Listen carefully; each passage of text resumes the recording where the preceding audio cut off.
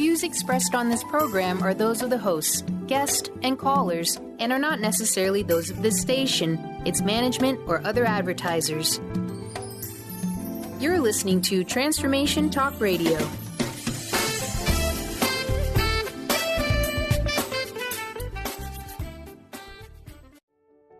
Welcome to the Karmic Path with your hosts, Tina Irwin and Laura Van Tyne. Join us as we dive into the normal and the paranormal to break through the darkness and to help you realize how karma, spiritual law, and psychic ability all combine to open the doors of understanding. This is the place where we build the karmic connections between science, psychology, and spirituality. But can we change our karmic path? Can we help someone else's karma? Stay tuned and join us for an opportunity to look at life and spirituality from a down-to-earth, no-nonsense, practical perspective. The Karmic Path Radio Show with Laura and Tina, Better Karma for Better Living, starts now.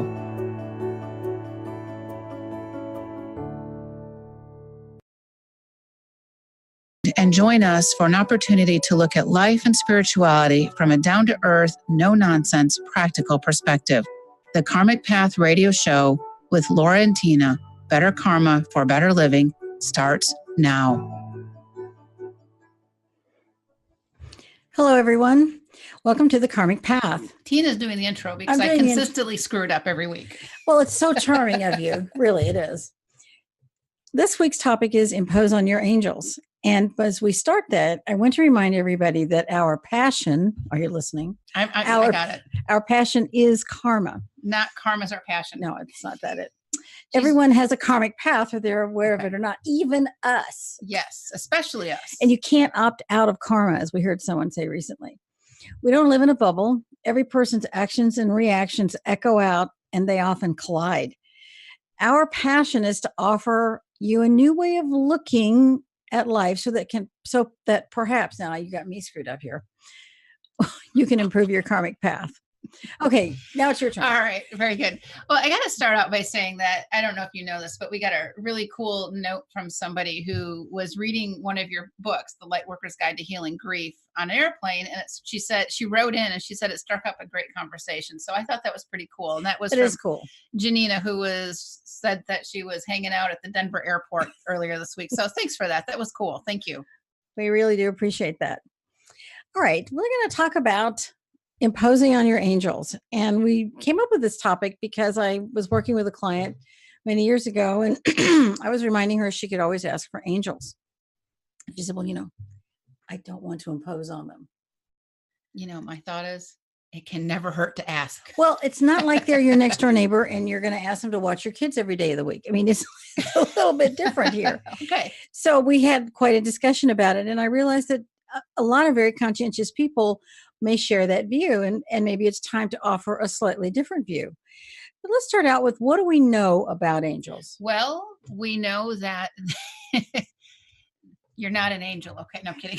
I'm not an angel. I'm not a priestess. I'm not a goddess. Well, wait a minute. If I kind of want you to be a priestess, though, because if you're a priestess, that means I'm a high priestess. Is that because you're taller? Yes. By the way, she's sitting on like this mound of pillows right now. Well, I'm not a priestess, because if I were a priestess, that would mean that I'm a high priestess. I like that. Or if I were a goddess, that my husband would be a god. And he's Superman, but Superman isn't a god. Gosh, you're just ruining this. I'm sorry. Reality is just such a bummer sometimes. Well, what we do know about angels is they exist. The concept, the word for angel, exists throughout the history of this planet, regardless of religion, regardless of culture, regardless of era of time. We see representations of angels all over the place. So if they're not real, why is it that 500 BC Ireland and 1892 India and everywhere in between has a word or a concept for angel? Angels are real, and angels are evolving. All beings, and beings in the fifth dimension, which is where angels reside, are also in a process of evolution. Darwin was right, but we're looking at this on a cosmic level. And on a cosmic level, angels evolve when they do service. The concept we are really only here for service is really epitomized by an angel. They are here to provide service for all of us. So let's look at a little bit more about what we know about angels. Well, as you said, they also evolve and they're earning karma. There's a hierarchy of angels, just like there are hierarchies of all kinds of bee colonies has a hierarchy. Meerkats, humans, we all have a hierarchy of jobs, services, etc. And angels are no different. And there are all kinds of angels. There are angels of birth. There are angels of death. There are guardian angels, security angels, archangels, children angels. There are multiples of angels. I mean, you could go to a battlefield and request that teams of angels come in and escort all the battlefield dead to the heaven world. I mean, we actually have someone who uses the crossing over prayer for that purpose and enlists the service of angels. Actually, it's kind of cool. He wrote in about a year or so ago, and he takes the crossing over prayer. He's from Europe. And he travels to all of these battlegrounds all over Europe, and he says the crossing over prayer, and he takes it with him. And he's clearing the dead of those battlefields, which is such a huge karmic service, spiritual service. It is. There's a very important element here, and it involves angels and free will. I think this is a critical thing, because we're always talking about spiritual law. Spiritual law applies across the board to all beings in all realms and all dimensions. Say that fast. Nope. Angels must follow spiritual law, which means that they can only help you if you ask. And they are clearly divinely inspired to do so. And if, for instance, if you don't ask and you're doing really terrible things, then you're probably not going to get an angel to step in. But there are very rare exceptions. And there are a couple other things. Angels cannot take over a human body. I know I hear this all the time. An angel walked in, but angels can't do that because it violates free will. If an angel were to walk into my body, it violates my free will, and they are a spiritual being. They're not going to do that. It also violates your opportunity for soul evolution. If you're not in your body experiencing human life, you're not evolving as a soul. No angel is ever going to take that away from you. You can always ask an angel for help. And we're going to be discussing in greater detail as we go farther along, just exactly how you can ask them to help you. And I think another important element is this concept of angel wings. I mean, we all hear people talk about, angel wings, or you felt the angel wings. And the information we're about to share comes from Manly P. Hall, and they come from Edgar Casey. And because Laura and I are always studying, rather than just believing, we want to understand other people's research, and we look at the information from multiple sources and look for continuity among those sources. And I thought the information about angels was particularly fascinating. It is, because an angel is a higher level being, which means they vibrate at a very high frequency. And that light that's coming from them is called vril. And this is the light that emanates and creates these angel wings that we are often associating with an angel. It's, bless you. I'm going to keep talking, okay? Keep talking. All right. That light energy is actually called the virilic force. So they don't necessarily have, wings like a bird would have, but they have this energy that emanates out from them that looks like those wings.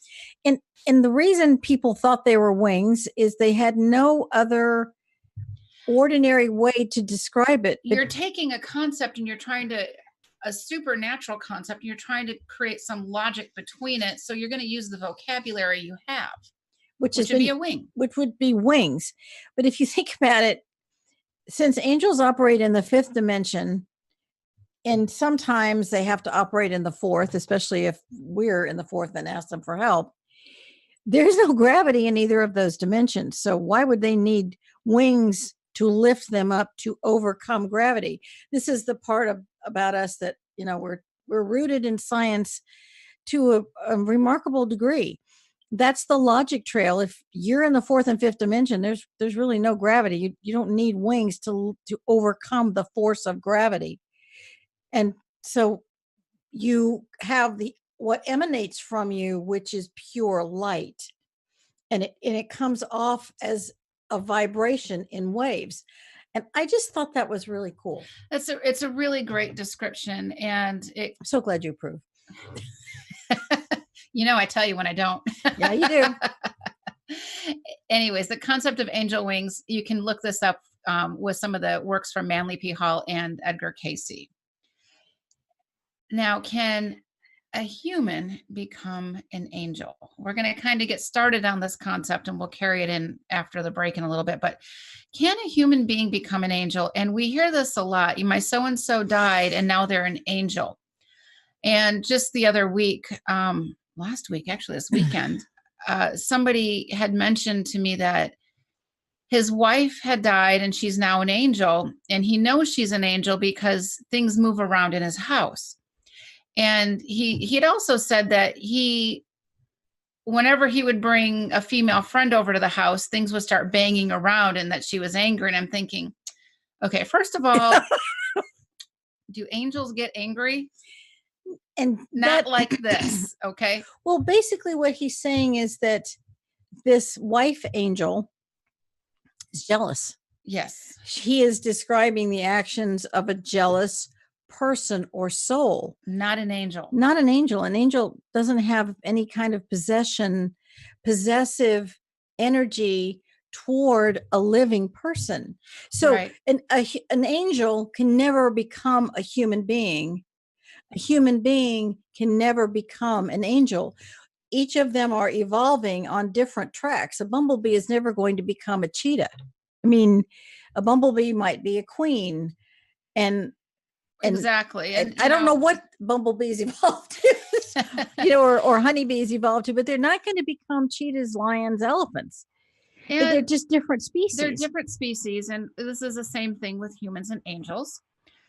And I recommended that he help his wife cross over, and he just kept insisting that she was an angel. And, and I politely said, you may want to just try this, but really, you just got really angry. I was really frustrated. I was upset I felt bad for his wife, who was a ghost, but it's not mine to change his mind. I would have loved to have crossed his wife over. I don't think she has crossed over, but there's nothing I can do about it because that is not my job to do unless I have permission. Otherwise, I'm violating spiritual law. And that's certainly not something that any of us want to do. And we're about to head into a break, and we're going to talk about why human beings can't become angels a little bit more when we come back. And we will be right back. You're listening to the Karmic Path on Transformation Talk Radio. And if you get a chance, check out theoillounge.com. They are full of amazing information on everything you ever wanted to know about essential oil. So check them out, and we'll be back shortly.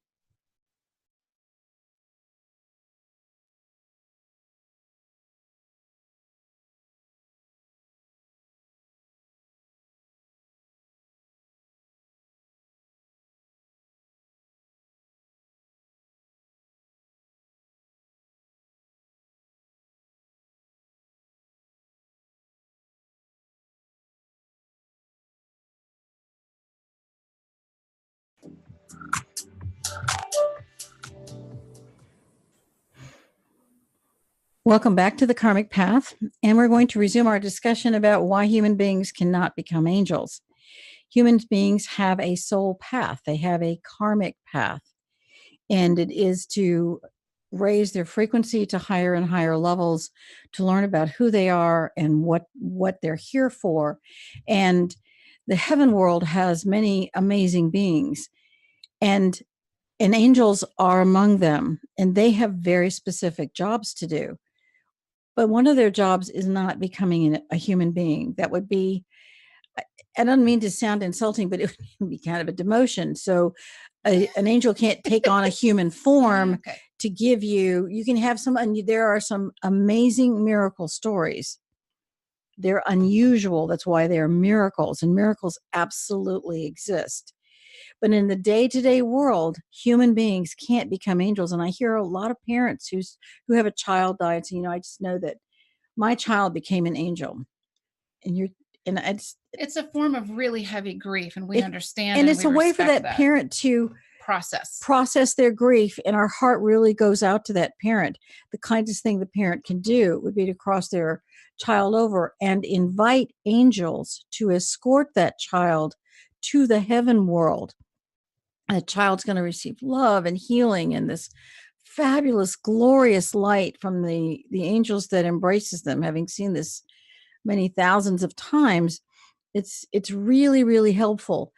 It's also important to understand that child did not become an angel once death took their body away.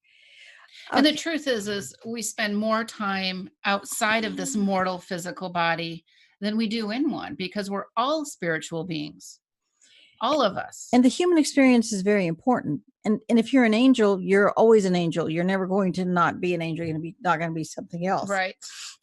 All right. So let's talk a little bit about asking angels for help. Or am I jumping the gun?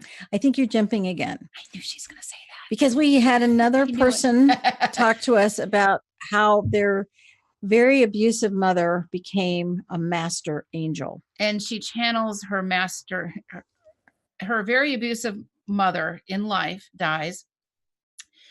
And all of a sudden, this person who's grieving her mom, even though she was abusive, is saying her mother is a master angel and now offers guidance and stuff from her master angel mom. If you're abusive personality in life, you're still an abusive personality in death until you can be crossed over into the heaven world. And we're very passionate about making sure that all souls cross over for a variety of reasons.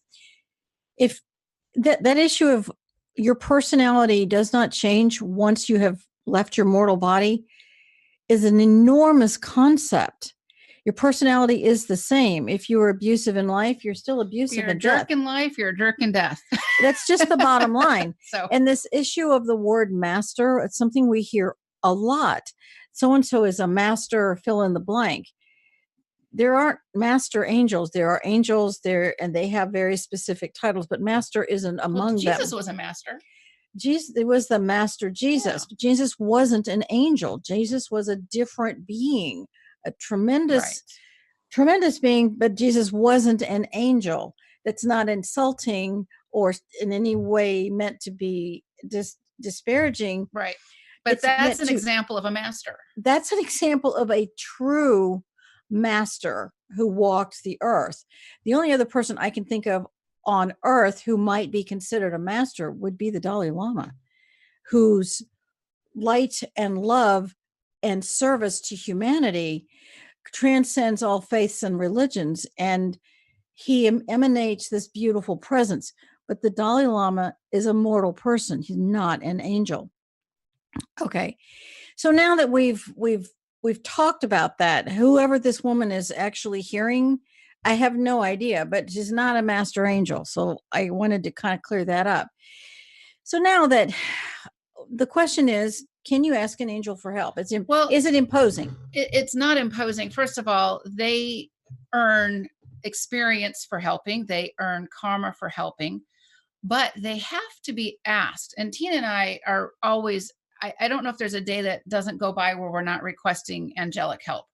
If we're working in this regular mortal life, or if we're working in the other realms, we're always requesting angels for help.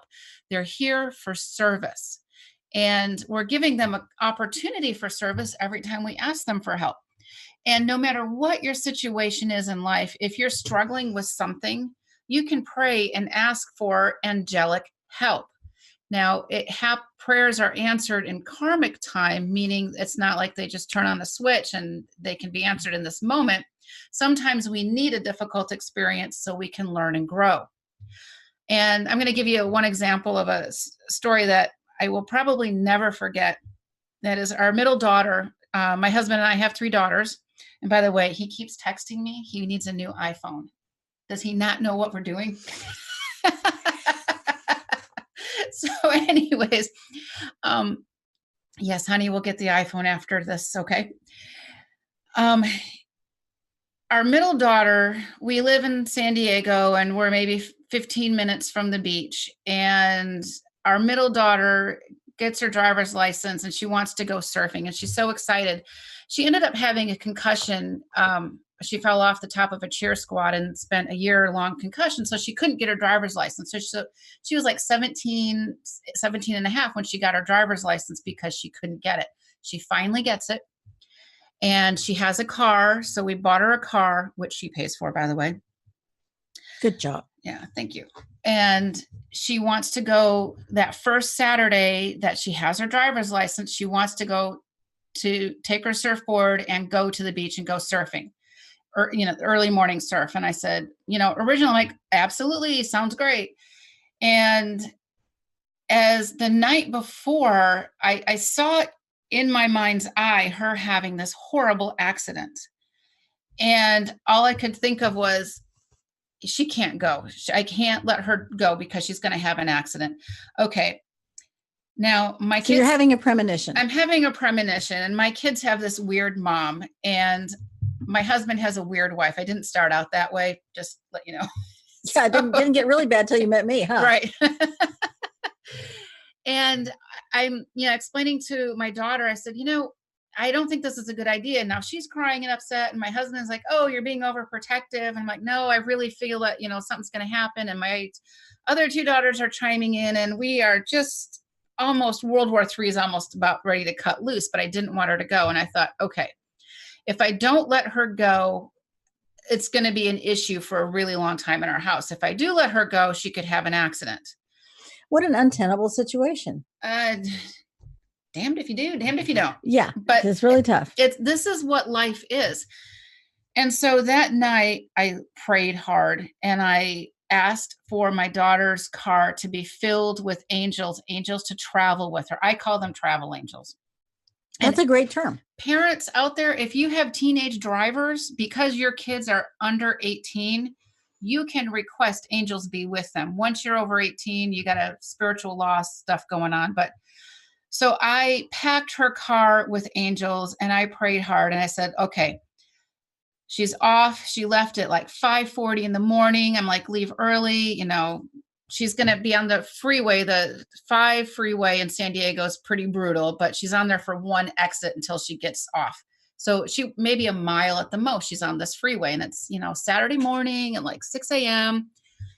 And at 6:05, we get a phone call, and it's my daughter. And she's like, I was in a car accident, and she's shaking. And I'm like, I think we got there in like 3.5 minutes.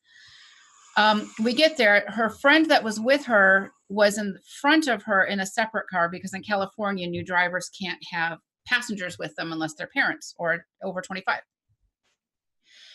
And we get there, and they're telling me the story, and the CHP, California Highway Patrol's there, and the back left bumper is like just buckled in. And what had happened was, she got on the freeway, she moved over one lane, and she's driving down there, and this guy clips her. And he clips the back corner, and he's got I think he had a big black sedan SUV kind of thing. And he clips her. And she said, Mom, it was the weirdest thing. She said, it was like my car just floated, and I stopped parallel to the car. To the road. I stopped parallel to the road. She said, I don't even know how I stopped the car. She said, I wasn't driving the car. And I was like, wow. Now, the next thing that happens is the CHP officer looks at her car, and he says, what lane were you in? And he says, this is weird. She should have spun out, and she probably could have rolled over based on the point of impact here. And it just told me that my angels were working for me that day. And it turns out that this guy was a drunk driver, and that was a whole nother story. So this is how angels can work. So parents, if you have teenagers, every time they get in the car, request that you just pack that car filled to the brim with travel angels to keep them safe. It really does work. It happened to me on California freeways are rough. Yeah. And she ended up with, I think, $9,000 worth of car damage, but she was okay. Not a scratch. Not a scratch. She had, a bruised arm, but that was it. And that was absolutely amazing. If, I believed in angels before, but I really believed in them then. And, to this day, I'm always packing my family's car full of angels to have them make wise decisions, to have them in a sort of a bubble where they can, in a karmically correct manner, impact other drivers to keep my family safe. Does that make sense? It makes sense. Yeah. All right. You know what? We're going to be right back. You are listening to the Karmic Path Radio Show on Transformation Talk Radio, and check out the Oil Lounge. By the way, they're going to be joining us in March, at the end of March, and they're going to be doing some giveaways on essential oils. We'll be right back.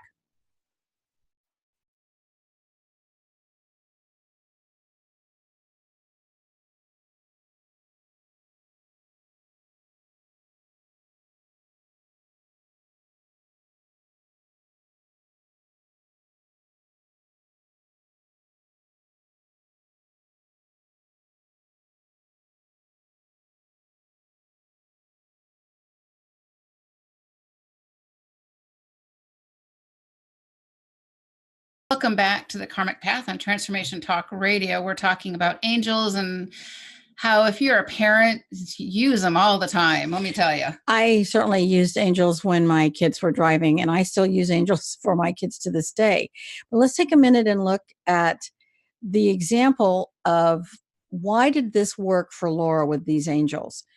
First of all, Laura did not ask the angels to interfere with her daughter's free will. She didn't, that wasn't her intention. She simply packed the car with angels. That was her request. And that it was for the highest and best good, but not to violate her daughter's free will or anybody else's free will for that matter. I cannot say I am requesting angels to convince Tina to go to my church. And that doesn't work.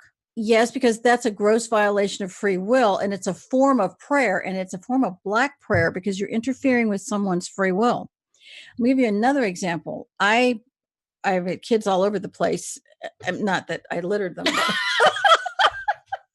I only know of 3 people. I have family in many places, so I'm always flying somewhere, and I always try to bring a lot of light into the plane, and I always ask that angels fill the plane. And I ask that the plane be cleaned of any negativity or anger, or there'd be a peaceful, boring, non-turbulent flight. And I can do that because I paid for the seat and I have the right to have a safety. I'm not impacting the free will of anyone else on the plane. And I've had 3 occasions where we're actually rolling down the tarmac, and all of a sudden, and I am really just praying for angels to fill the plane, and I am being very focused. They stopped the plane, turned around and went back, took everybody off the plane and said there was a mechanical problem. Oops. That happened twice. And another one was delayed while they repaired a problem. I was in Ireland and waiting for the plane. There was a really bad flight. We actually made it from England to Ireland that night. And I brought in a lot of angels, but we had to actually change the plane because it's like I could hear somebody saying, we're not going anywhere in this plane. Mm-hmm. So you can absolutely do that on an airplane, but you're not changing or influencing another person. And my son made a trip to Europe with the band when he graduated from high school. And he is in the Alps, and it's pouring rain, and it's windy, and it's a little bit scary as they're going around the curves. And he's with this other teenager, a young woman, and she says, you have these big angels all around you. I can see them. They're enormous. He did not miss a beat. He says, yeah, it must have been my mom sent them. Right. Yeah. And you know what else, parents? If you have a child who has difficulty sleeping at night, pack their room full of angels. Have them calm the energy, and it works amazing. I had a husband who spent 42 years going to sea in all kinds of vessels, including an oil rig, submarines, surface ships, oil rigs. It was amazing. Man can drive anything.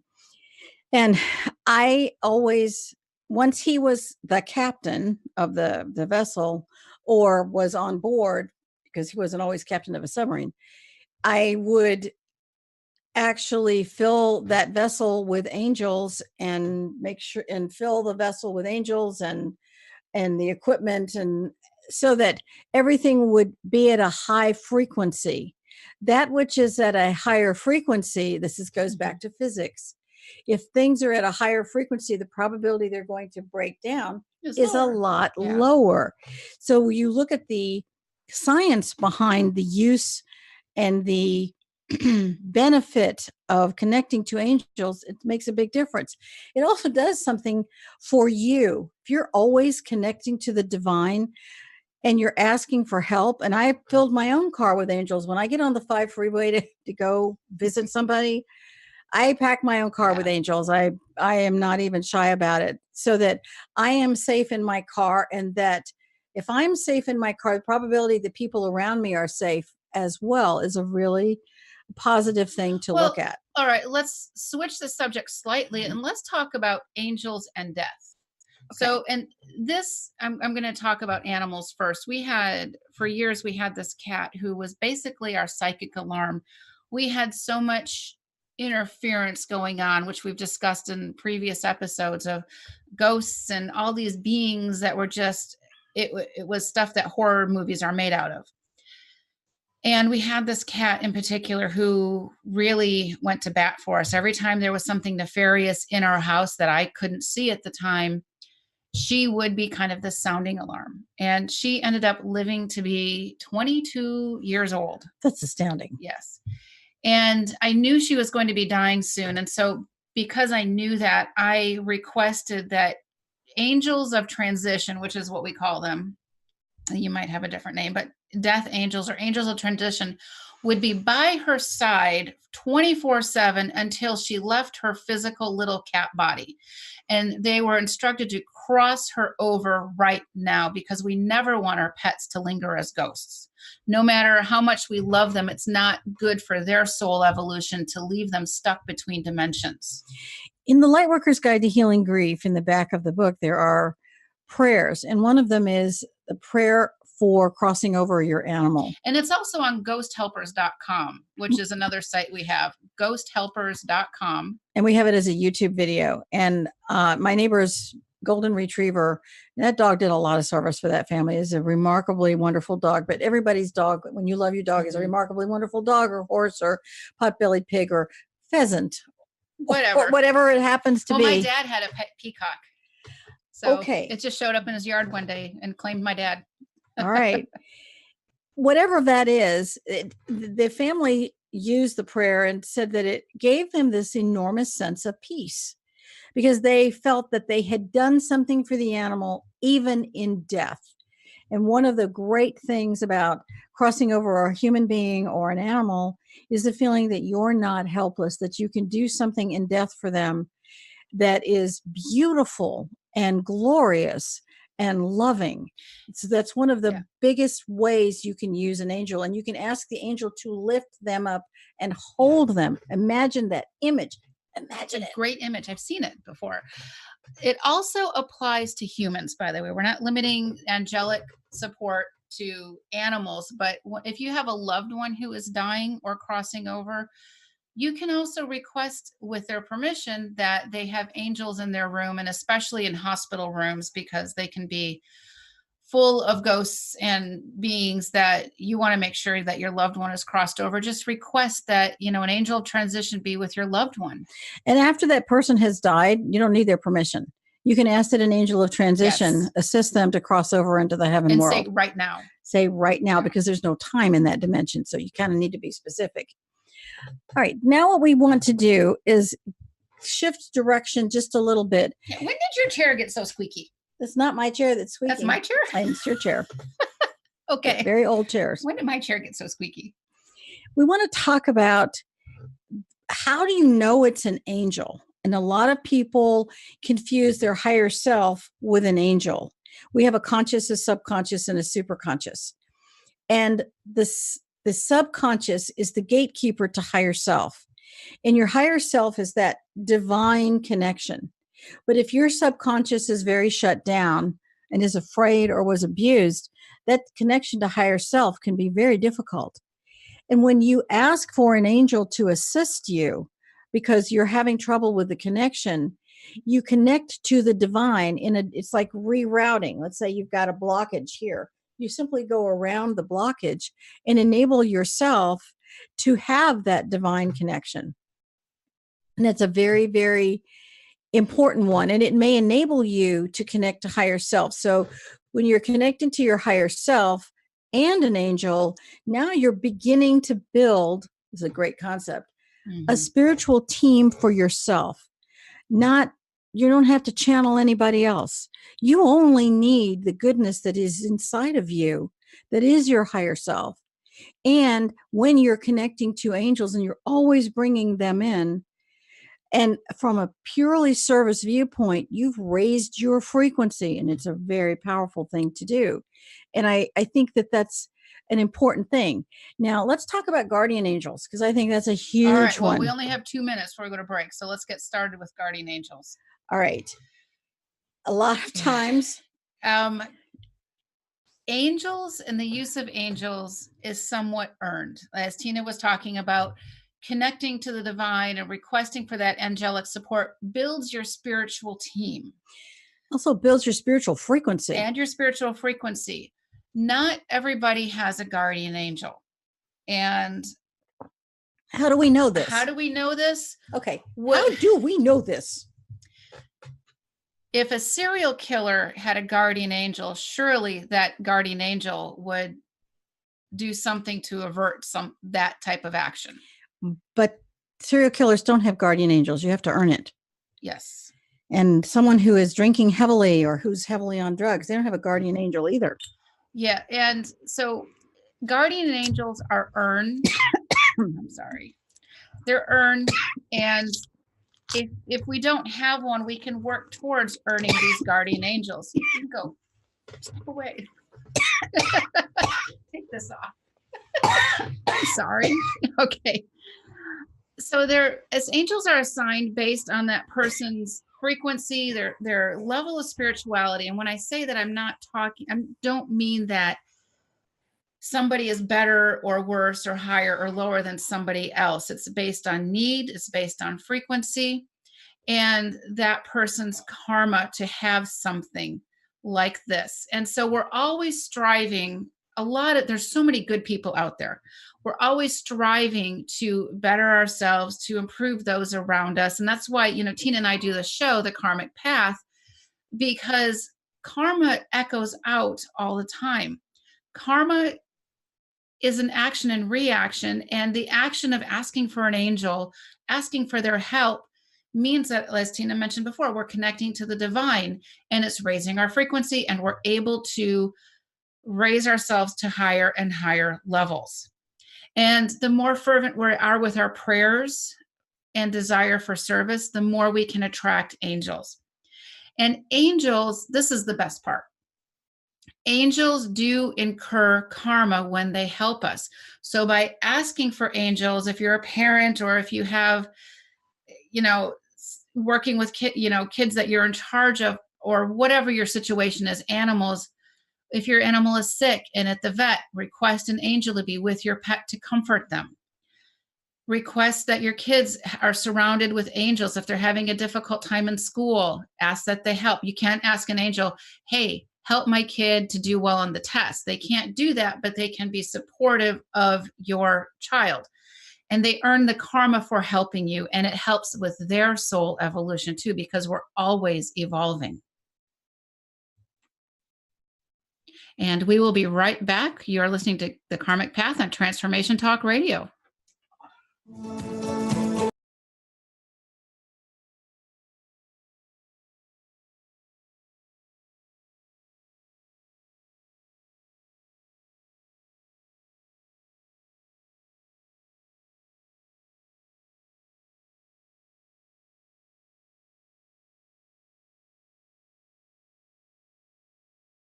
The Karmic Path Radio Show. Look who I brought back. All better now. I asked for some angels to help her out, and look, poof, she showed up again. Yeah.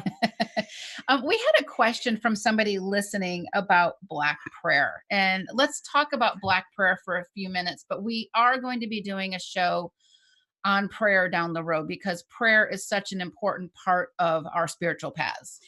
A lot of times you may have, how do I want to put this? Many of us grew up where there may have been a part of our lives where our religious upbringing was abusive. I'll just be blunt. Be blunt. Okay. Because you never are. I never are.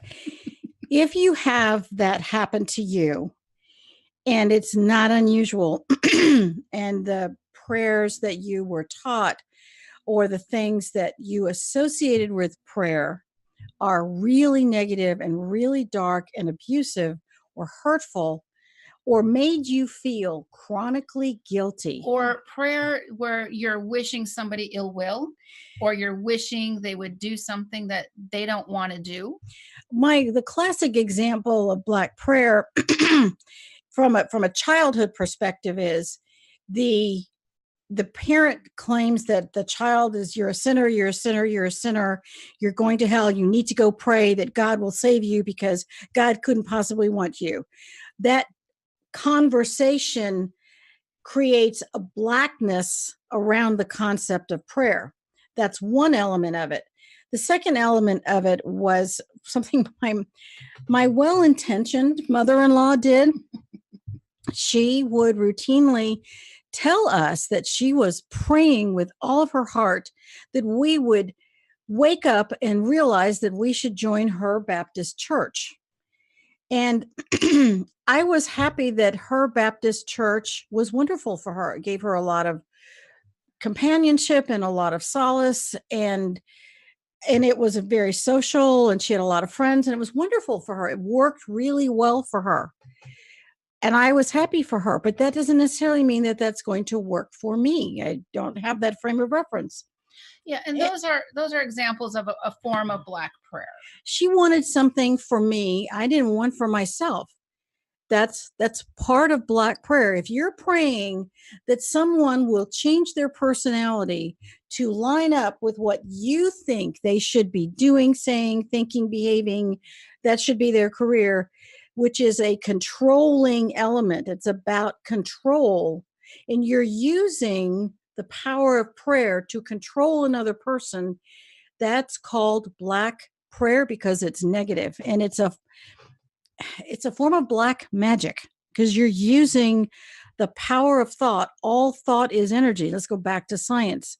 You are projecting your thought to another person to influence them. And we know because they have prayer circles in hospitals and in a variety of churches, and the power of prayer can be miraculous and wonderful if the person agreed to it. And another example is the woman who was in a hospital and she had breast cancer and she was dying. And I was asked to come in and give her healing. And I said, did she approve that? Did she want me to do that? And they said, it doesn't matter what she wants. Right. We want you to come in and do that. And I said, it does I matter. need you to ask her. And she declined. And I She said, was then just ready to go. She was ready to go. There's nothing wrong with that. There's nothing wrong with that. It wasn't up to me to judge the woman. However, what happened was this other woman brought in 2 healers, and they ignored the pleas of the person who was dying, and they gave her all of this healing, which actually prolonged her suffering. And she was very, very angry at death. And you have to be mindful. You cannot want something for someone they do not want for themselves. I know I sound like a broken record, but it's a very, very important record. And that, where the show is on angels, but also this is really important. This is a really important concept. And if you can look at it from the point of view that if you're asking for angels, especially for your teenagers, that's one thing. My husband gave me full permission to always fill any vessel he was on with angels because he was on board, especially if he was the captain. And he had the weirdest situation many a time. People would want to be on his ship because it was so safe. He had a good track record. He had a good, and somebody actually wanted to jump ship so they could be on his safe ship because one, he's a really good captain. Well, he had a little help from his friend. Right, exactly. It works. And, angels are really good to bring in on those days that we're feeling really sad or really super alone. If we're depressed, ask the angels come in to help you. You may or may not feel them because that depression makes it difficult, but it will help you if you keep up that practice. So let's just give some examples of places where you could ask an angel to be. If, let's say there's been an argument, fill your home with angels, and you might find that the argument stops and people feel better, but they don't know why. You can fill your car. Let's say you're in an office meeting and it's getting really, really, really, really angry. Ask that angels fill the room, not change people's mind, interfere with free will. Angels are a really good tool for a hostile work environment. That's a great tool. And one of the things that Tina and I will do often is we will request a trio of archangels, one to be in front of us and one at each shoulder. So as we're going through a potentially toxic situation, we have these angels with us and we have instructed them to cross over any ghosts that come at us or anything else that may not be for our greater good. Think of the karmic ripple effect of that action. You're doing a positive action, but you're not violating free will. And that's something that's truly beautiful. And if you ask someone, do you mind if I send you angels? You ask their permission, then if they say yes, great. If they say no, it's then step back. That's okay. They don't violate someone else's spiritual path. Be respectful.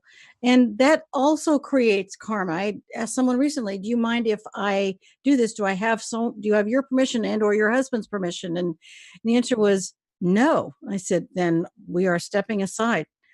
And no is still an okay answer. It's an answer that doesn't deserve judgment.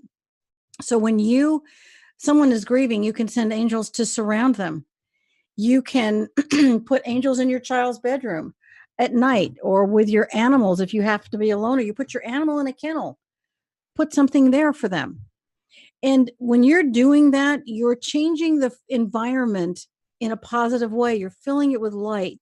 It's the kindest, gentlest, most powerful thing, among the most powerful things you can do. And one of the things that you want to do also that's really helpful to raise your frequency, and we use essential oils a lot at night while we're entering the sleep state because it raises our frequency and it helps us connect to those divine beings. Frankincense, white angelica, you just put a drop or two on your hands, your feet, and it really helps to kind of raise that frequency a bit. I use white angelica on my third eye right in here. And I have a whole conglomeration of oils that I put on my feet at night, which really, your feet are the template of the entire body. It's a kind and gentle thing to do. And I mean, little kids dearly love it when you put oils on their feet, and it boosts their immune system pretty heavily. We want to end this with someone asked us a question about who's in the heaven world. So I'm going to read this, and I don't have it memorized. Human beings in their limited understanding of the universe can barely perceive of themselves, angels and Jesus, and a couple of saints thrown in maybe. However, the truth is far more astounding. Humans, angels, midwayers, all kinds of beings, bright and evening stars, mighty messengers, ancients of days. There are only 7 in the universe, and they are talked about in the Bible. Planetary princes and their lieutenants, the Great White Brotherhood, and the core of the final lighters are barely a few of the astounding breadth and aspect of the beings that inhabit the heaven world. This list does not include the amazing beings who inhabit other planets, much less those beings who inhabit the lower astral. What a cast of ghastly characters are found down there. While this does not answer your question, look at it this way. How many different species are there of creatures, past and present, on this planet? Well, there are thousands more types of being species who have mindful, soulful intelligence in the other realms. While I realize that this may not have made the waters of your understanding any less muddy, I may have helped you to understand the nature of the turbidity. And so let us end with our karmic concepts. Science, the power of angels is a form of energy, the psychology of feeling that you are powerful when you use them, and spiritually, you are not imposing on your angels. So we want to use thank them as much as you can. And we want to thank the Oil Lounge for sponsoring this show. Please go check them out at theoillounge.com. You've been listening to The Karmic Path on Transformation Talk Radio. And check out our app, the Karmic Path app. It's free. Oh, yeah. We have an app too. So if you download it on your phone, you can listen to us all the time. My husband loves that. Yeah. Oh my God. A special thanks to our producer, Kat Grebe, Yes, who we thank can't you, do Kat. this without her. And so be sure to check out our books and courses on thekarmicpath.com. Talk to you next week. Thank you for listening.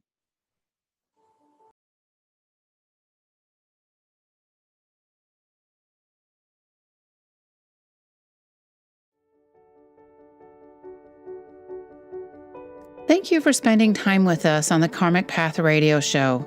Listen live every Thursday at 4 p.m. Pacific Time as we explore the fascinating elements of karma and how to make those critical connections between spirituality, science, and psychology.